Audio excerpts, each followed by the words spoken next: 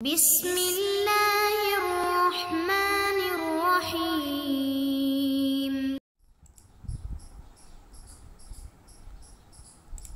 اعوذ باللہ من الشیطان الرجیم، بسم اللہ الرحمن الرحیم، وبہ نستعین۔ الحمدللہ، ہماری گفتگو کفایت الاصول کے حصے سوم میں ہے اور خاتمہ اجتہاد و تقلید کے بارے میں۔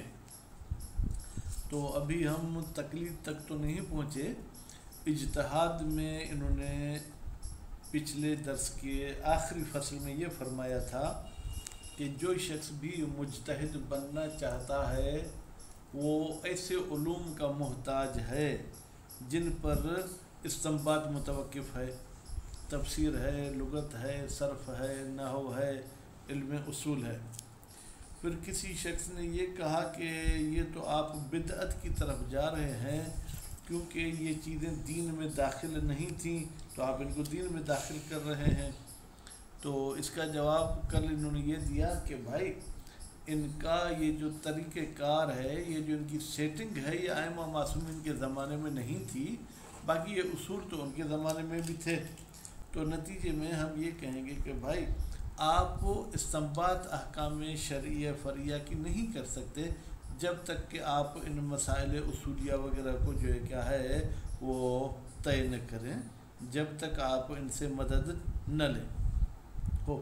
اس کے بعد پھر فرماتے ہیں کہ کوئی شخص کہے کہ کیا ابتدائی زمانے کے مجتہد بھی یہ تمام علوم پڑھتے تھے یا نہیں؟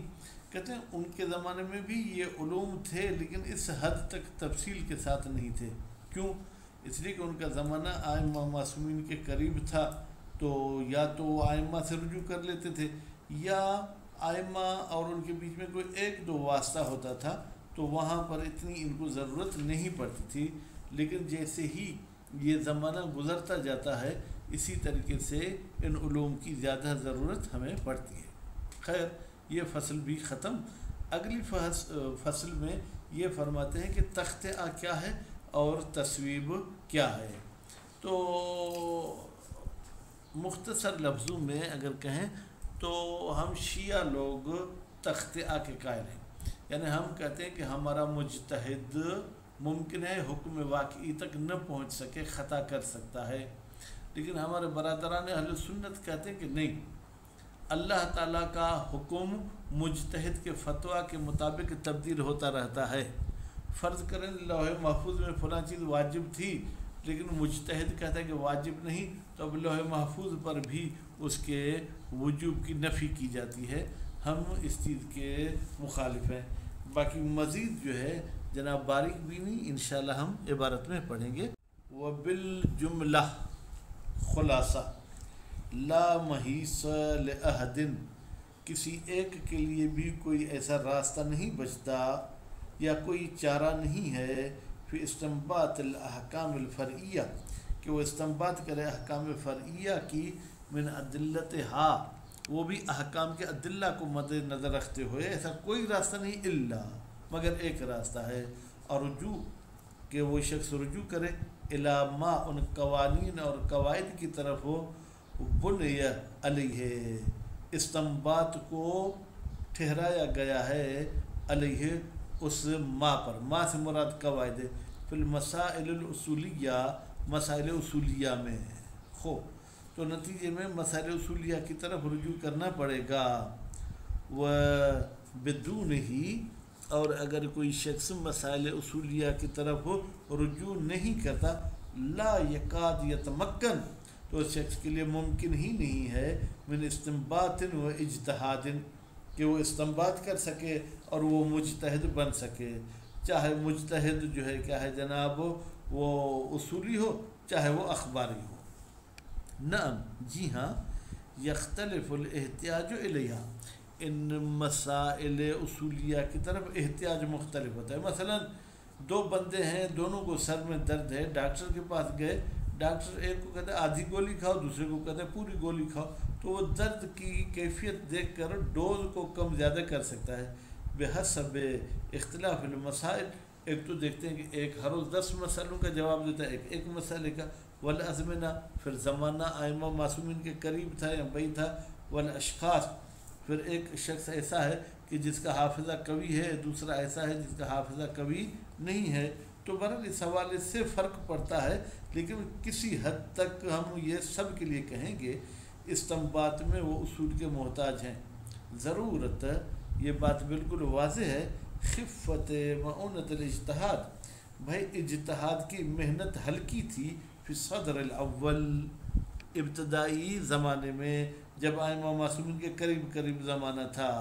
व अदम हाजत ही, और मुजतहिद मोहताज नहीं था उस ज़माने में, इला कसीरन, बहुत सारे कवानीन की तरफ, मिम्मा, वो कवानीन कि यहताज इलैहि, जिनकी तरफ मोहताज है, फिल अज़मिनत लाहिका, आजकल के ज़मानों में, मिम्मा ला यकाद युहक्कक व यख्तार, फरमाते हैं वो मसाइल कि जिनकी उस ज़माने में न तहकीक करता था न ही जो है क्या है उनको इख्तियार करता था, आदतन आम तौर पर, इल्ला बिरुजूए, मगर ये कि वो रुजू करता था इला मा दून फीहि मिनल कुतुब अल उसूलिया, जनाब कुतुब उसूलिया में से, यानी यूँ समझे कि डायरेक्ट वो इमाम से या इमाम के करीबी अफराद से पूछता था, किताब की तरफ उसको रुजू करने की इतनी ज़रूरत नहीं थी।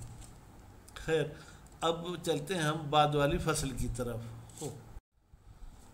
बाद वाली फसल में ये फरमाते हैं, इत्तफ़क़तिल कलिमतु, कलिमा बेमाना फ़ैसला, या यूँ कहें कि भाई हम मुसलमान मुत्तफ़िक़ हैं अला तख़्तिअति फ़िल अक़लियात, इसमें तो शिया सुन्नी सब मुत्तफ़िक़ हैं कि अक़ली मसले में हम जो है क्या है जनाब वो क्या कर सकते हैं, ख़ता कर सकते हैं। हो तो फरमाते हैं अहकाम अक़लिया में तो ख़ता कर सकते हैं। हो वख्तलफ़ फ़ी शरइया, लेकिन या वख्तुलिफ़, और इख्तिलाफ है किसका, हमारे बहस का या हमारी गुफ्तगू का अहकाम शरइया में।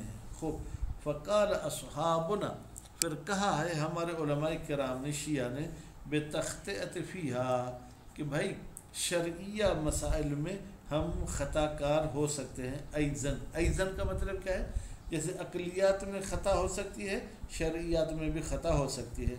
व अन्न लहू तबारक व तआला बेतहक़ीक़, लहू की ज़मीर जाएगी अल्लाह ताला की तरफ, अल्लाह तबारक व तआला के लिए फ़ी कुल्लि मसअलतिन हुक्मन, हर मसले में एक ही हुक्म है, दो हुक्म नहीं है। खूब, और फरमाते युअद्दी इलैहिल इज्तिहाद तारतन, कभी कभी तो इज्तिहाद उस हुक्म तक पहुँचा देता है, वला गैर उखरा, और कभी कभी उस हुक्म तक नहीं बल्कि उसके गैर की तरफ हमें इज्तिहाद पहुँचा देता है। खूब, तो नतीजे में अगर हकीकत तक पहुँच गए फिर तो बहुत अच्छा, और अगर हकीकत नहीं पहुँचे तो फिर ख़ता हो गई।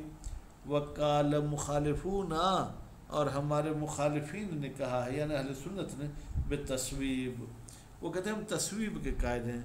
तस्वीब का मतलब क्या है, वो ये कहते हैं अन्न लहू तआला अहकामन, बेतहक़ीक़ अल्लाह ताला के लिए हर मसले में एक हुक्म नहीं, बहुत सारे अहकाम हैं। बेअदद आराइल मुज्तहिदीन, जितने मुज्तहिदीन के आरा और नज़रें हैं। फमा युअद्दी इलैहिल इज्तिहाद, फमा वो नज़रिया कि जिस तक पहुँचाता है इज्तिहाद, वो हुक्म तबारक व तआला, वही अल्लाह ताला का हुक्म है। खूब, मसलन उनका अब इरादे में हम पूछते हैं कि भाई आपका इरादा क्या है इस अपने नज़रे में। अगर आप कहते हैं कि लौह महफूज में एक ही मसले के बहुत सारे अहकाम हैं, ये तो बातिल है। और अगर आप कहते हैं कि अल्लाह ताला का कोई हुक्म नहीं है, मुज्तहिद जब फतवा देगा तो अल्लाह का हुक्म बन जाएगा, तो ये भी मुहाल है। इसलिए कि मुज्तहिद तो हुक्म की जांच पड़ताल करता है, और अगर हुक्म ही नहीं है तो फिर किस चीज़ की जांच पड़ताल करेगा। वला यख्फा, कहते हैं और मख्फी न रहे, अन्नहु बेतहक़ीक़ शानी है, ला यकाद युक़ल, ये माक़ूल ही नहीं है, अल इज्तिहाद फ़ी हुक्म अल मसअला, कि इज्तिहाद किया जाए किसी मसले के हुक्म में, इल्ला इज़ा कान लहा हुक्म वाक़िअन, लहा की ज़मीर जाएगी मसले की तरफ, मगर ये कि उस मसले का हकीकत में कोई हुक्म होना चाहिए। हत्ता सार अल मुज्तहिद, ताकि हो जाए मुज्तहिद बेसदद इस्तिंबात ही, उस हुक्म के इस्तिंबात करने में लग जाए। من ادلت ہی اس حکم کے دلیلوں کے سے، و تعین ہی اور مجتہد اس حقیقت کو اور واقعے کو معین کرتا ہے بحسب ادلہ کے لحاظ سے، ظاہراً کبھی وہ تعین ظاہری ہوتی ہے، فلو کان غرضهم من تصویب، اگر اہل سنت کی غرض تصویب سے کیا ہے، هو الالتزام بانشاء احکام، کہ وہ کہتے ہیں ہم پابند ہیں کہ اللہ نے متعدد احکام ایجاد کیے ہیں، متعدد احکام فرمائے ہیں واقع میں، بعدد الآراء، جتنے مجتہدین کے آراء ہیں۔ مثلا ایک کہتا ہے کہ نماز جمعہ واجب ہے، دوسرا کہتا ہے حرام ہے، تیسرا کہتا ہے آپ کی مرضی ہے جمعہ پڑھو یا ظہر پڑھو، چوتھا کہتا ہے کہ مستحب ہے، پانچواں کہتا ہے مکروہ ہے، تو وہ کہتے ہیں کہ اللہ کے حکم بھی 5 ہیں۔